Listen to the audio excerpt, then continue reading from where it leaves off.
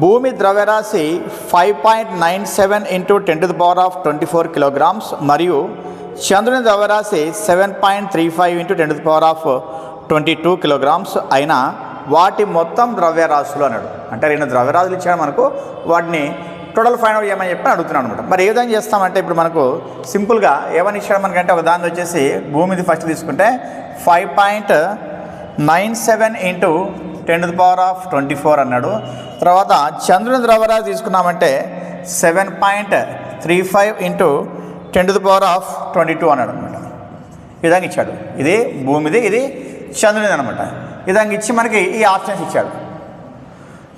మరి ఇక్కడ అబ్జర్వ్ చేస్తే మనకి ఇక్కడ 10⁻24 ఉంది, 10⁻22 ఉంది. అంటే కామన్ ఉండేట్లు తీసుకున్నాం అనుకోండి కొద్దిగా ఈజీగా అవుతుంది. మరి కామన్ ఉండేట్లు తీసుకోవాలన్నప్పుడు మనం ఏ విధంగా తీసుకుంటే కామన్ వస్తుంది మనకంటే ఇక్కడ అబ్జర్వ్ చేస్తే ఈ 5.97 నేను ఏం చేస్తానంటే 597/10² అని చెప్పి రాసుకుంటాను. 597/10² అని చెప్పి రాస్తాను. ఎందుకంటే పైన తర్వాత 2 digits ఉన్నాయి కాబట్టి కింద ఏం చేయొచ్చు మనం 100తో భాగించవచ్చు. దాన్ని 100 అంటే అర్థమేమనుకో 10² అని చెప్పి అర్థం. ఇంటూ ఏం చేయొచ్చు మనం 10⁻24 రాస్తా ప్లస్ 7.35 అనే పెట్టుకుంటా ఇంటూ 10⁻22 రాసుకుంటా. ఓకే, ఇప్పుడు ఏమవుతుంది మనకంటే ఇక్కడ 24 ఉంది, ఇక్కడ 2 ఉంది.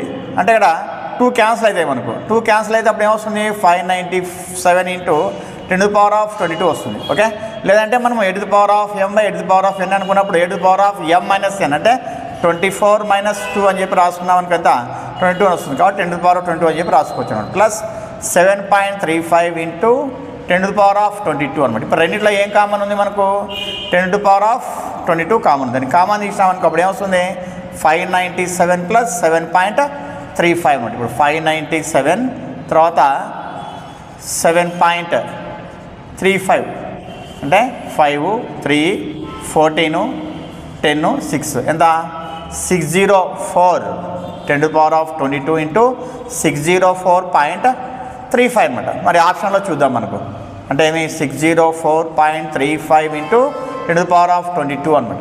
10⁻22 అంటే ఏది లేదు 10⁻22 అని చెప్పిన ఆప్షన్. కానీ మనకి ఇక్కడ అబ్జర్వ్ చేస్తే 604.35 ఉంది. 604.35 ఇక్కడ ఎంత ఉంది 10⁻24 ఉంది, ఇక్కడ 22 ఉంది. కాబట్టి ఇది రాంగ్ ఆన్సర్.